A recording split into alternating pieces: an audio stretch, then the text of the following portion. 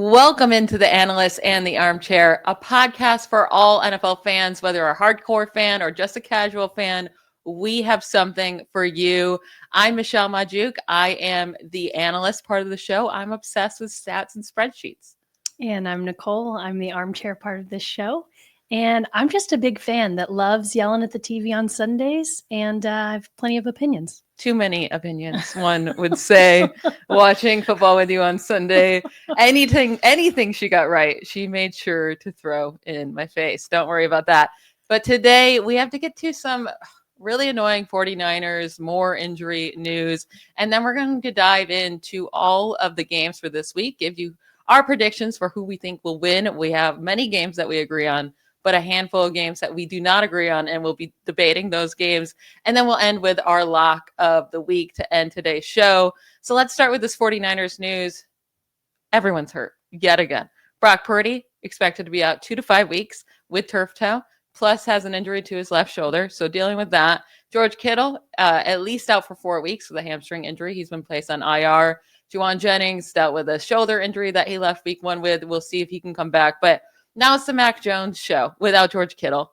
What are your thoughts on this 49ers team? Can they hold up during this span without Purdy and Kittle for who knows how long?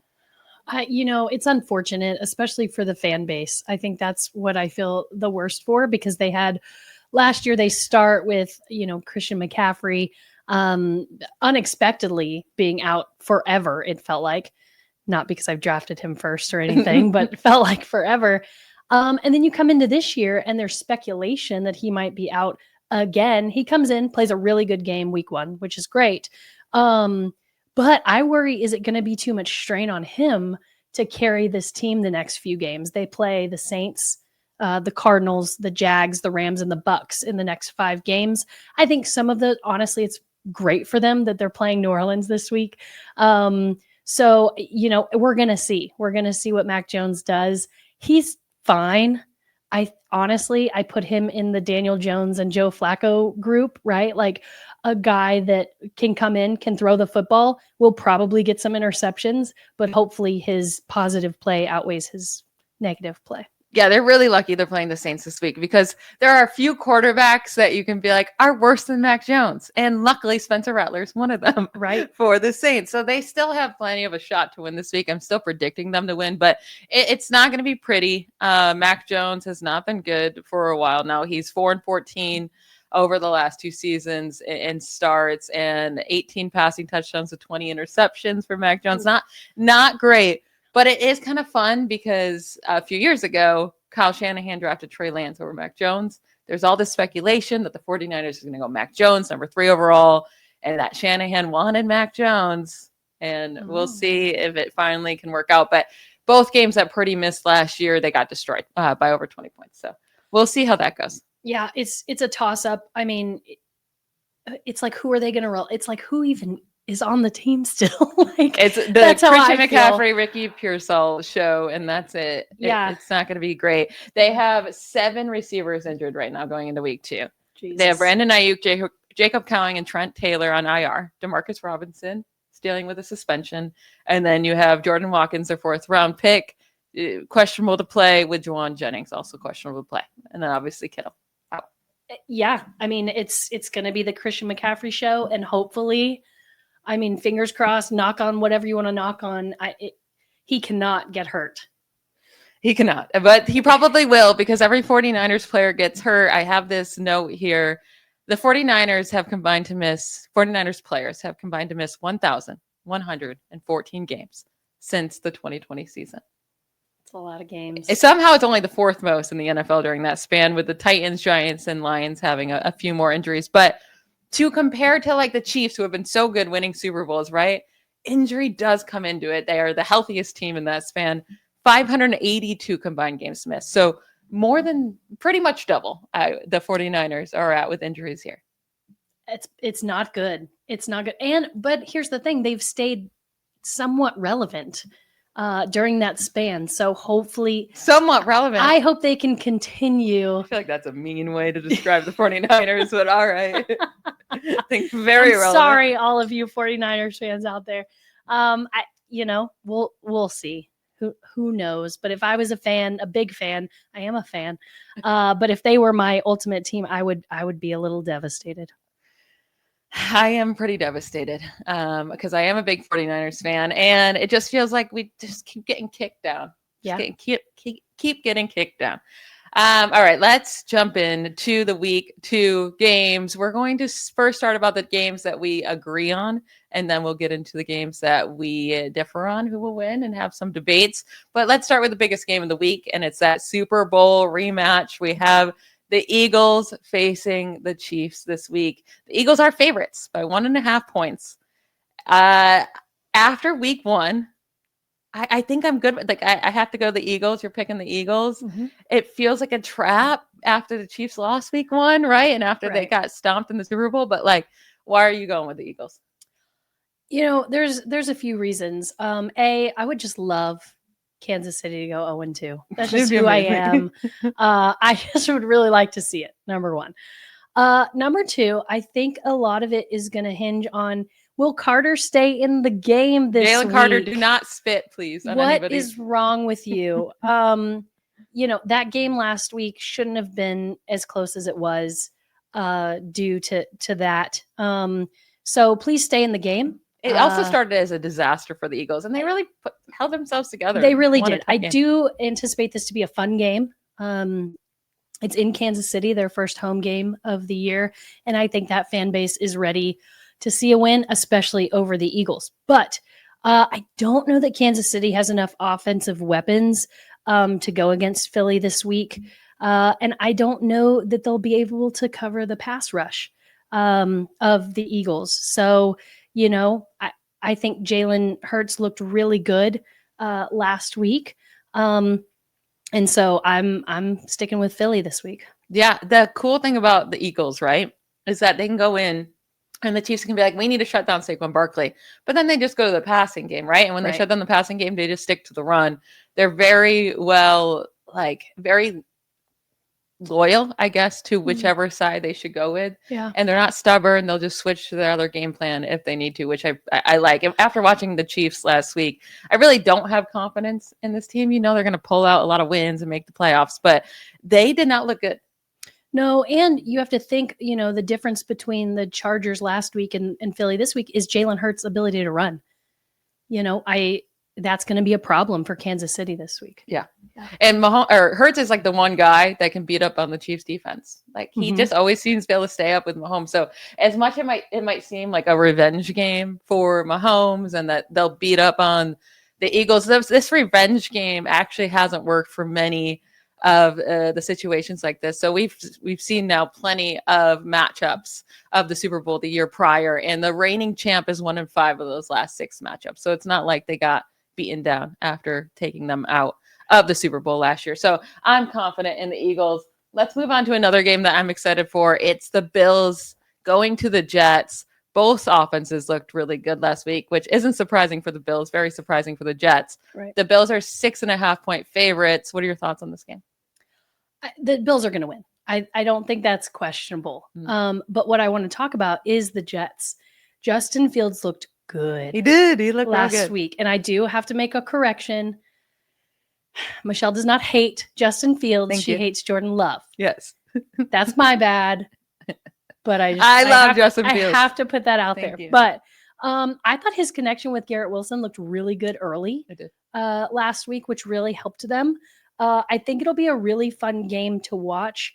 It was unfortunate, though, that the Bills-Ravens game overshadowed, I think, the Jets game last week and how fun it was to watch. The big concern, though, is the Jets allowing the Steelers to do whatever they wanted on offense. Yeah. Because normally the Steelers, now maybe Aaron Rodgers is amazing, who knows? But normally the Steelers' offense is pitiful, right? And you'd think it was a home game for the Jets. Their defense is supposed to be pretty good, and they let the Steelers score 34 points last week. If they're going to let the Steelers score 34 points, what is this Bills offense going to do? Scary. Yeah. Scary after seeing what they did and what arguably Josh Allen did in that last few minutes of that game. Josh Allen in his last 5 regular season games, the Bills have scored 39 points per game in those games. Josh Allen has had over 330 total yards per game. has scored 18 touchdowns to just one interception during that span. And the Bills are just scoring an absurd amount of points. They've actually scored over 40 points in 3 of their last 4 games that Allen has played. That's a lot of points. It's a lot of points, on offense. And all that does is help your defense not have to work as hard. I think the Jets are going to be able to put up points on the Bills defense because the Bills defense hasn't been great. But Justin Fields look good. He cannot stick with Josh Allen. Yeah, it's a different level of quarterback. So we'll see. I'm hoping it's a good game, but I'm afraid it'll be close in the first half, and then the second half will just be gone. Now, one of the teams we were very wrong on last week was the Detroit Lions. We both picked them to pick the Packers. By the way, I've been regretting that the whole time. You wanted to go with the Packers. You were too big of a baby. Yes, I was. And you didn't go with it. I wanted to go with the Lions. I fully thought they were going to win. They did not. Now, I only got 2 games wrong last week. I was 14 for 16. And that is all I have heard. Look at those balloons. We didn't even said that. I love that. Hilarious. It's like, way to go. You. Congrats. I know. I did so good. Boo. I don't like that at all. And I want everybody to know I heard about it non-stop all week long. Especially because one of the games I got wrong was on Monday night. So I was 14 for 15 going into Monday night. I did talk a lot. So I did great last week. You did fine, 10 for 16. I did okay. I would like to do better this week. Yeah. But I told you I'd give you a lot of grief if I beat you because this is your whole job. Oh, I know. So I apparently have to be good. Yeah, I mean, statistically. Okay. She gave me no props for going 14 for 16. Nothing. Zero. Not at all. But so the Lions were wrong on last week, but I'm still sticking with them this week, and so are you, against the Bears because they're at home. And guess what? The Lions at home are really, really good. And guess what? Jared Goff at Green Bay is always really, really bad. So I'm not putting too much stock into them looking really bad last week. Here's the thing, though. I think this pick, Detroit winning, is more about Chicago being bad. I know. Caleb Williams really didn't look any better. And just so we're clear, somebody said a few weeks ago that, wow, Chicago's going to look so much better. Hey, it's 1 week. Ooh, I'm just telling you, it was not good. He is not the guy. I'm sorry. I'm saying it. You heard it here first. He is not the guy. I do think it'll be a close-ish game. But I think here's the thing about this matchup.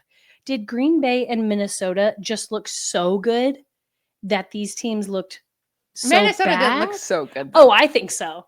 In the fourth quarter, it was JJ McCarthy's first game ever, and he came back to win it in the fourth quarter with 3 touchdowns. Yeah. Not that I'm stats, but like I thought it was impressive. I thought their defense did a really good job. Mm-hmm. So, I think this is an interesting matchup. It'll also be interesting to see Ben Johnson back in Ford Field. Field. So now he has to be feeling pretty good that, the Lions offense was so incredible under him. And then the first game without him, the Lions offense scores 13 points and only has 246 total yards. Right. That's concerning. But again, if you go look at the stats from all the last recent years, Jared Goff struggles in Green Bay. Now, normally the running game is better to allow them to even keep winning in Green Bay. That didn't happen this last week. So we need to see the running game get better. Mm-hmm. And we need to see Jared Goff look better. But at home, I feel very confident. The Lions have also not lost back-to-back games, regular season games, since 2023. It's the longest active streak of a team not to lose back-to-back games. So I do, and like you said, Caleb Williams, just first drive, great. Yeah. The rest of the drives until the end, not good. Right. He was running constantly all over the place. He looked so spazzy, is the best way I can describe it. Yeah. So, I think this game, I would be surprised if it's Chicago can pull out a win. Yeah, and Detroit. If they can, then we officially have to sound the alarms for the Lions. Yeah. If they lose both of these games. Bad. Good. Scary. Not going to be good. Yes. We have another divisional matchup. We got the Giants against the Cowboys. We're both picking the Cowboys because Russell Wilson sucks. Bad. Literally, my note says he looked bad. He's so bad. When is Jackson Dart going to get in? It could be this week. Week 3. You think he's going to play this game? Well, I mean, Russell Wilson's going to start, but see, I'm giving Russell Wilson this game. okay. I think depending on how he comes out, hopefully he comes out a totally different football player. I think he doesn't start week 3 if they go and lose this game.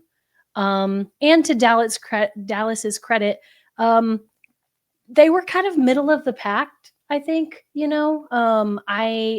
I thought they looked good.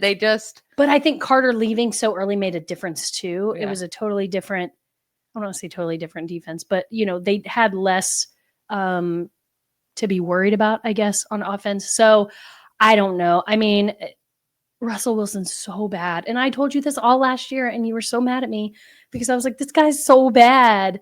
But, we'll see. I don't imagine this game is close.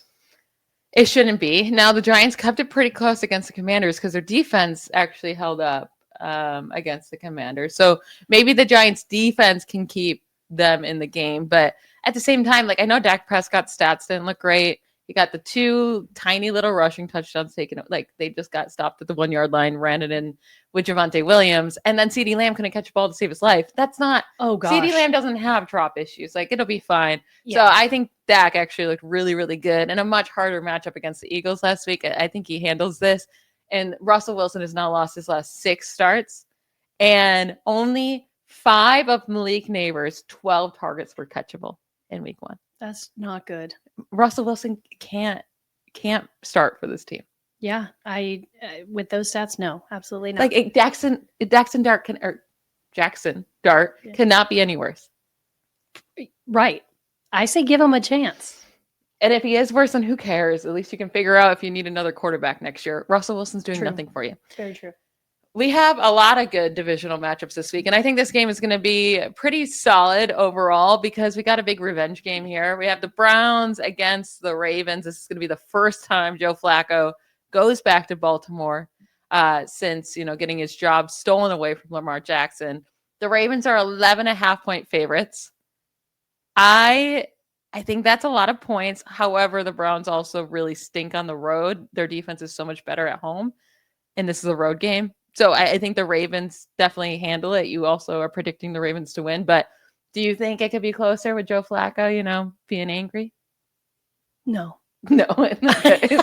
I don't. I mean, last week he had 1 touchdown, 2 interceptions. That's not good. And, against the Bengals defense. Against the Bengals defense. And I'll get to this later. I don't think the Bengals look that good either. So, it's like, I think here's the thing. The Ravens are coming in upset because of that game last week. They, for all intents and purposes, should have won that game. Okay? Derrick Henry, 169 yards rushing. He was a monster. Unfortunately, he had a fumble, which he never does, that sealed the fate of the game and ultimately lost them the game. Here's the thing. He had more yards, than Kyler Murray, J.J. McCarthy, Jalen Hurts, Sam Darnold, Joe Burrow, Russell Wilson, and Baker Mayfield. I think he's coming in so angry he will destroy Cleveland this week. Yeah. I think there's no way that Baltimore comes in and loses this game. They're not starting 0-2. No, I mean they did last year, but I agree. I do not think they're starting 0-2. I think they handle things at home after a loss they should have never lost whatsoever, and they're going to be completely fine. So definitely with you there. The Ravens will handle things. It'll just be fun if Joe Flacco can go in there though and make this team 0-2. That'd be sick. It'd be fun to watch. I can't even imagine that it would be even close to that. Now, Vikings. We got the Vikings facing the Falcons. We have J.J. McCarthy versus Michael Penix Jr. We got 2 quarterbacks in their second year. Both look pretty solid in week 1. You just brought up J.J. McCarthy. Yeah, I like him. I wasn't sure. I didn't know too much about the guy. But man, I liked him. He came in, had some issues, right? Through that interception. I think it was a pick 6, actually. Mm-hmm. And then just was like, oh, okay. And then came out and balled out. I Yeah. mean, just the poise and the ability, as I know he's in his second year, but it's technically his first game, as the starter. And so I thought he looked really good. I liked Minnesota's defense. I think him and Kevin O'Connell are a really good match. And I think that's what I really like to see, like a quarterback and a head coach that gel really well. So that's why I took Minnesota here. I will say Atlanta was better than I thought they would be last week.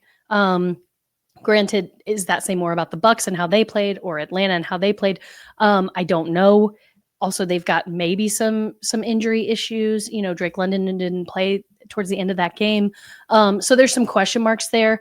But I think ultimately, I like Minnesota's options better than Atlanta this week. Yeah, it's hard because Drake London can miss the game with the shoulder injury that he got at the end of the game. If Michael Penix doesn't have Drake London, I mean, I know it didn't look pretty in week 1.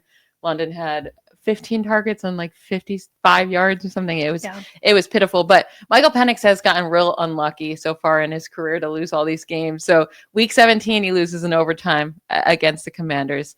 In week 18, he loses in overtime against the Panthers. And then in week 1, they lose by 3 points because his kicker, Drake London drops 2 balls in the end zone, and then his kicker cannot make a pretty manageable field goal there to bring it into overtime. So like it's close there for the Falcons, but I'm sticking with you with the Vikings because I think their pass rush is just going to get to Michael Penix too much. And if he doesn't have Drake London, that's going to be also an issue. One more game to talk about here that we agree on. Actually we have 2 more, sorry, but one of them is really pointless. The Panthers and the Cardinals, -6.5 for the Cardinals to win. And we're both taking the Cardinals here because Bryce Young and that Panthers offense looked exactly like they did prior to their nice little roll at the end of last season. It was just not pretty against the Jaguars. And at least the Cardinals looked okay, although they should have beat up on the Saints so much more than they did. I agree. I mean, they didn't look as good as I wanted them to look, but I think I really appreciated Kyler Murray's connection with Marvin Harrison Jr. early in the season. I think that's going to be key for them to win these games. Harrison only had a handful of targets, though. I'd love to see them increase that number this week against the Panthers. The Panthers game was weird. They had that really long delay, like 2 or 3 minutes before halftime, and then they had to have a halftime. I know. That was strange. Okay. And so, not to say like that's why they were so bad, but like that is a factor. It was an odd first game of the season. But he again had 1 touchdown and 2 interceptions. Like, you can't have more interceptions than touchdowns and expect to win games. Yeah. You just can't. And the Panthers' run defense is so bad.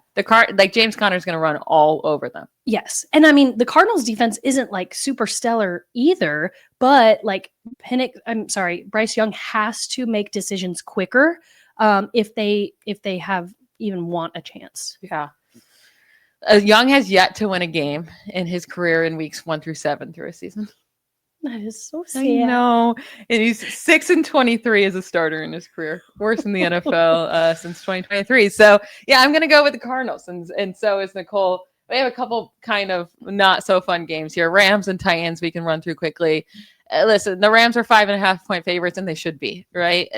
Yeah, they didn't score much against the Texans. It was a very defensive game, but I think the Rams handle it against the Titans. But I also don't expect this to be a high game, but the Titans just don't have enough weapons right now. Cam Ward was not fantastic in his first game. It was against a tough Broncos defense, but I just think the Rams defense is too good to let Cam Ward do much of anything against them. I mean, his completion percentage was garbage last week, so that doesn't bode well for them coming in and playing the Rams, who, Puka Nacua looked really, really good coming in with stitches in his eye. He had that bandage. I was like, how is this man even going to see the ball? He had no problem seeing the ball. So my bad, Puka. You did great.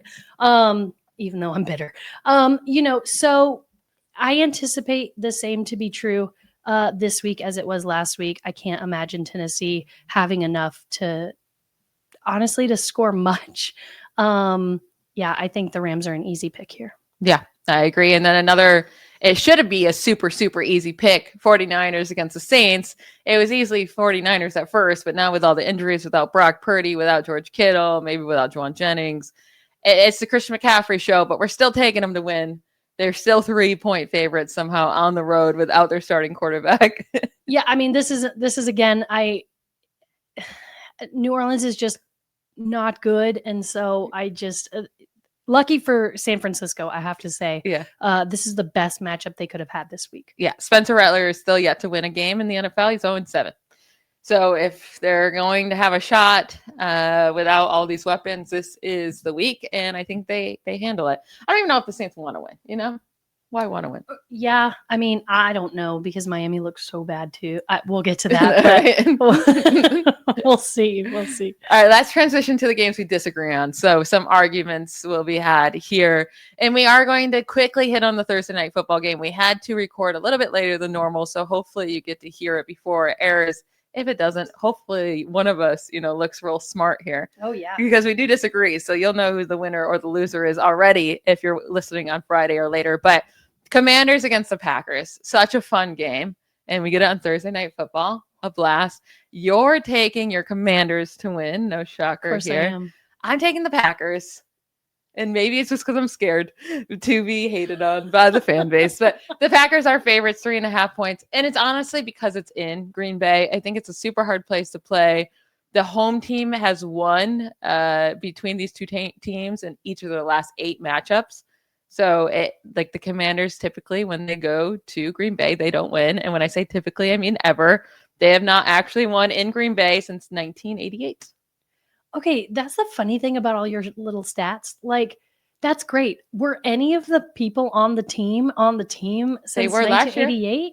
Like, They yeah, lost last year. Okay, but it was Jane Daniels' first year. And honestly, like, he's just going to look better this year. This is a guy that I think can take the pressure and just run with it. Also, you talked about the Commanders' defense earlier. They held the Giants to only field goals last week. I believe it was only 2. Because Russell Wilson sucks. Well, sure. But they did that. Mm-hmm. And so I don't think just because Russell Wilson sucks means like the Commanders defense isn't good. Mm-hmm. Right. So I think it's going to look really good for the Commanders this week. I'm excited for their rush defense. While I really like Jordan Love, I'm excited about the matchup, and I think it's going to be a great game. Yeah, I think it's going to be a really good game, but I think the Commanders come out on top. I would love to see them come and win there because of all the hype from last week.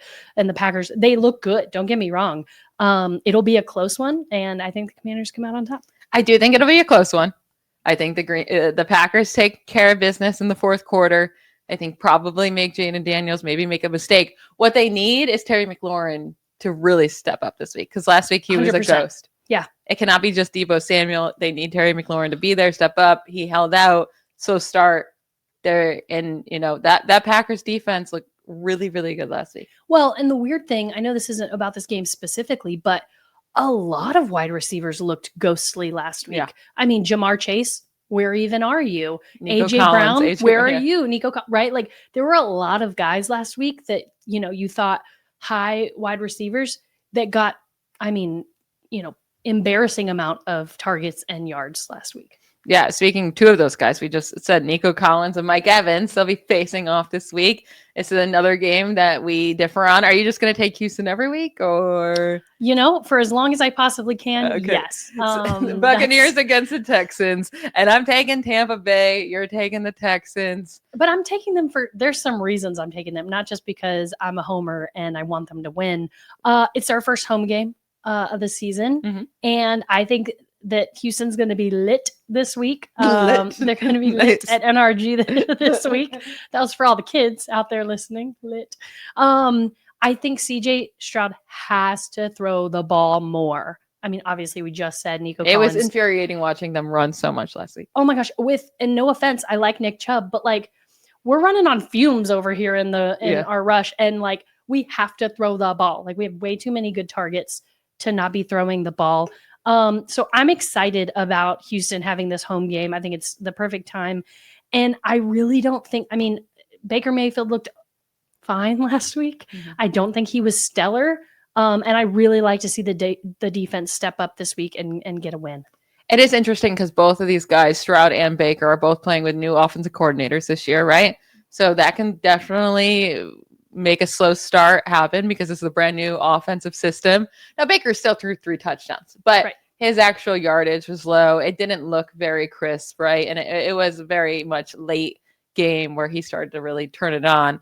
But CJ Stroud, it's been too long now. It's been too long now that, listen, great rookie season, but really bad second season. And then this first game is not good. It's 1 week, Michelle. Okay, but he's still getting pressured. He's still he can't throw the deep ball because he's getting pressured so much. He was pressured on 41% of his dropbacks in week 1. And that was super high, obviously, because you cannot be pressured on that much. But that's coming off a year where he was pressured an insane amount of time at 36% of the time last year, 6th highest in the league. Took 52 sacks, second most. They need to be able to block for him, and they couldn't. And that's a new offensive line. That's leading to really bad, them being really bad on third down and really bad getting any deep plays, which is what he was so good at as a rookie. Listen, I agree with you. I don't think they looked good last week. They were held to, I want to say, 3 field goals. That is not how you win football games. But I do think they take it from last week. They come in this week at home and they figure out what they need to do. They have to throw the ball more. He has to get the ball out of his hands quick and long and see what happens. I would rather see CJ Stroud throw the ball more, and I'd rather see an interception and 3 touchdowns than 0 touchdowns and 0 interceptions because you're not throwing the ball. Yeah, they really can't just lean on the run game because they don't have a run game. No. Especially against the Buccaneers. I do expect them to be able to put up points against the Texans. Texans defense looked good in week 1, but I still think Baker's going to be able to put up points. The thing with Stroud is he's really, really struggled against zone defense over the last 2 years. Buccaneers play a really, really high rate of zone defense. So listen, also another worry. So I feel pretty good about my pick. I know you really want the Texans to win. I hope you feel really bad about it after Monday night. Okay, I'll hope for you as well. I'll hope for our city. All right. Another game. I'm really excited for this game. It should be a high offensive game. And I'm shocked by your pick. So it's the Jaguars against the Bengals. I'm picking the Bengals at home pretty confidently. They're 3.5-point favorites, but you're going with the Jaguars. Tell me why. I am, and it's strictly because I was not impressed with the Bengals last week. But you were impressed with the Jaguars. Again, they had that wonky game where I feel like they couldn't really get into a rhythm because of the delays and such. And it's not that I was surprised by the Jaguars, but I think they're coming in with less to lose in the game. And I always think that puts people in a really good place rather than coming in needing the win. Now, I know Cincinnati won last week, but barely. And it didn't look good. Joe Burrow could not get the ball out of his hands to throw the ball, right? We just talked about Jamar Chase being basically insignificant in this game. Again, Joe Burrow had less yards than Derrick Henry had running, right? So, they've got to throw the ball more. And I said earlier, I like the Jaguars this year. I think they're going to have to play Travis Hunter more on defense this week, which I think they've said.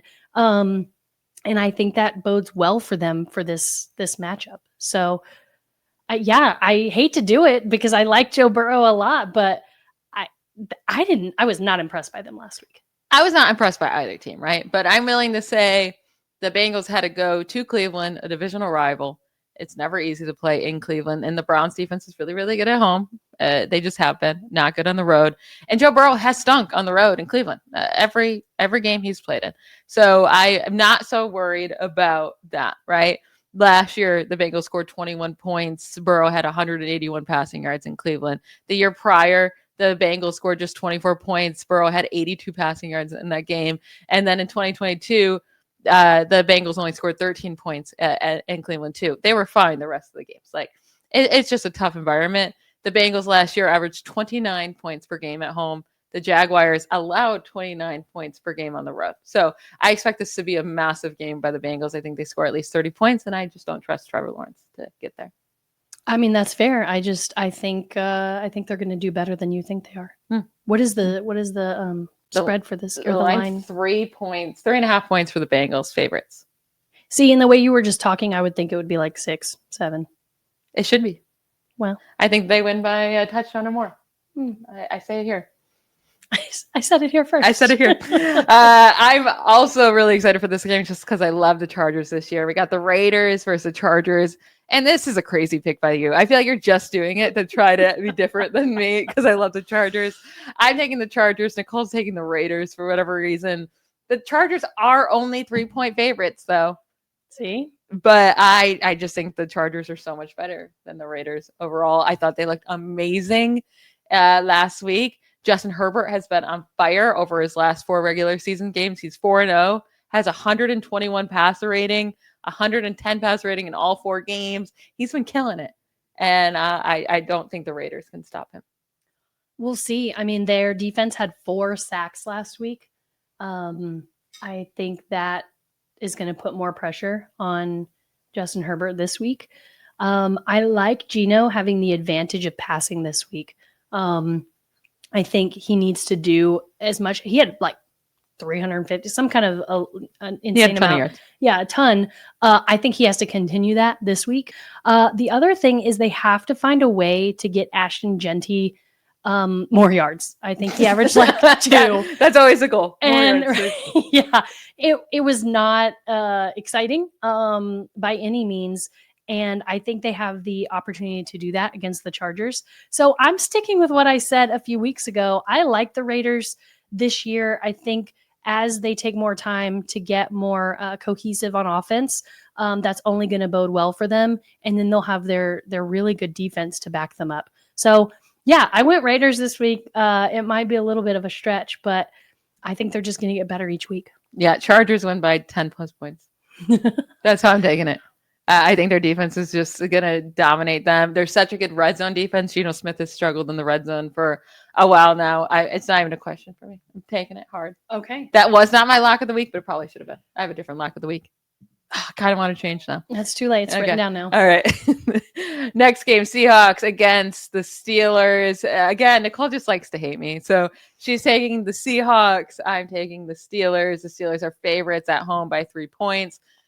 Listen, Aaron Rodgers, I think his stat line is misleading. He did not look as good as his stat line says. But 4 touchdowns in back-to-back games now, that's what everyone wants to say. But I think Sam Darnold is Sam Darnold, right? And that's why I'm taking the Steelers, because Sam Darnold showed his true colors at the end of last year with the Vikings. It's the reason why they moved on from him. He comes to the Seahawks, and he had 99 passing yards before the last drive. He stinks. Sam Darnold stinks. And as long as Sam Darnold is the quarterback, I'm not going to be picking the Seahawks. I thought they looked better than you thought they were going to. No, they didn't. The 49ers defense just looked worse than I thought it was going to. Okay, whatever. You just don't want to give anybody credit if you don't believe it. Okay, so I think the thing, too, is that the Steelers' run game, I don't think is nearly as good as the 49ers was last week. So I think that obviously is only going to help the Seahawks. Zach Charbonnet looked good. He did look really good. And then, but Walker was like not used, which was surprising to me. I thought he would be kind of number 1, but apparently not. It will be interesting to see DK. Revenge game, baby. We say revenge game. I don't know if it's revenge, right? How is it not revenge? They didn't want to pay him. They traded him away. It's a revenge game. Okay, we'll see. Here's my hope. Okay. I think Pittsburgh will try to limit JSN. And I'm hoping that opens up things for Cooper Kupp, who was also kind of non-existent last week. I would also love to see Aaron Rodgers get sacked about 4 times this week so that your dad, Pat, can be embarrassed when he wants to text me and talk bad things. So I would really like to see him throwing a couple interceptions as well. So we'll see. I'm hoping that the defense for the Seahawks can lead them to a win, really. That's what it's going to have to be. But I was shocked by the Steelers offense last week. The Steelers defense, though, looked terrible against the Jets. So we shall see. They should look better than that. And again, Sam Darnold stinks. So the Steelers will be able to handle things at home. We have 2 more games here. Not big games at all. We got the Patriots against the Dolphins. Listen, you're taking the Patriots. I'm taking the Dolphins. Dolphins are favorites, 1.5. I get it. They sucked last week. They look like the worst team. They're home though. And they're a different team at home. So Tua at home, 17-5 since 2022, 8-12 record on the road. It's a 1 p.m. game in South Florida. They always put their opponents right directly in the sun during that time. It makes them very dehydrated, very tired, and it normally gives the Dolphins a huge advantage. So that's such a silly stat. Yeah, it does. The 1 p.m. games in Miami, it's a huge advantage for them. And I don't trust the Patriots. Like, I'm not like the Patriots are great. So I'm going with Miami. Sure. I think this is, not to be rude, but kind of a garbage game, if you will. But the Dolphins looked, scary atrocious, bad. Yeah. Scary bad last week. Tua looked kind of sloppy. And kind of? He looked sloppy. There you go. And I'm just trying to be too nice. And the problem is that, like, is he afraid to get hit? Is my question. Mm-hmm. Right. And so he only had 23 attempts. Hill and Waddle, nowhere to be found, which just was the theme of last week, I guess, for wide receivers in the league. But, while I don't love Drake May, I think he's, again, one of those I feel like you have like the elite quarterbacks, right? You have the like kind of guys that like are consistent enough. And then you have the guys that are just like, how are you 1 of 32? I'm not sure, And unfortunately, I think Drake May probably fits in that category. But I think the Patriots just overall are a better team. And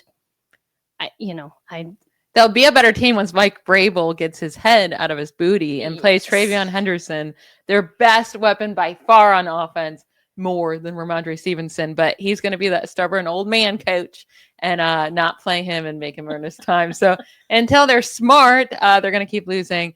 Last game of the week, Broncos against the Colts. I have the Colts winning. You have the Broncos. It's not because I think this Colts team and this Colts offense is going to be as great as they showed in week 1 against the Dolphins. Like, no.